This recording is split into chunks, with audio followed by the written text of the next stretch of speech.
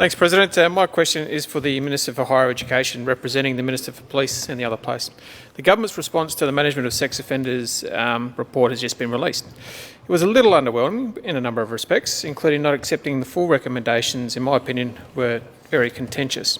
Two of these included that the Victorian Government asked the VLRC to explore a limited disclosure scheme similar to that in the UK and Western Australia, and also that the Victorian Government provide annual funding to access preventative education programs to ensure kids stay protected.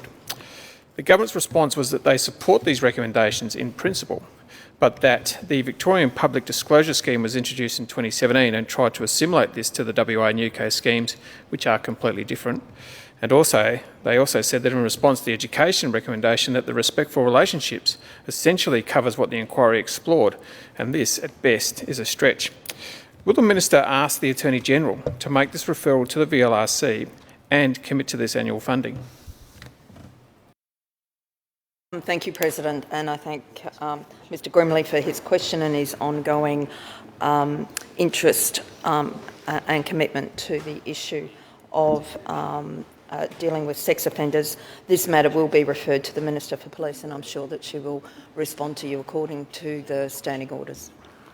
Mr Grimley on a supplementary. Thanks, Minister. Thank you, President.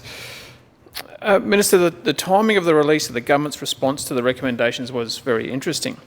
On the day we received the news about the government's response to the recommendations, the South Australian Labor government, Labor Party, announced a suite of fantastic policies if they were to win the South Australian election.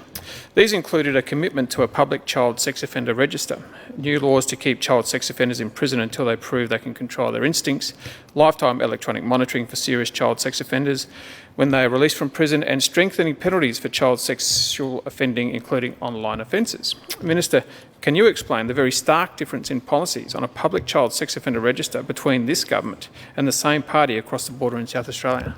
Minister. Thank you, President, and I thank Mr Grimley for his question. And of course, it's a bit of a stretch to compare a government to election commitments that are happening in another state.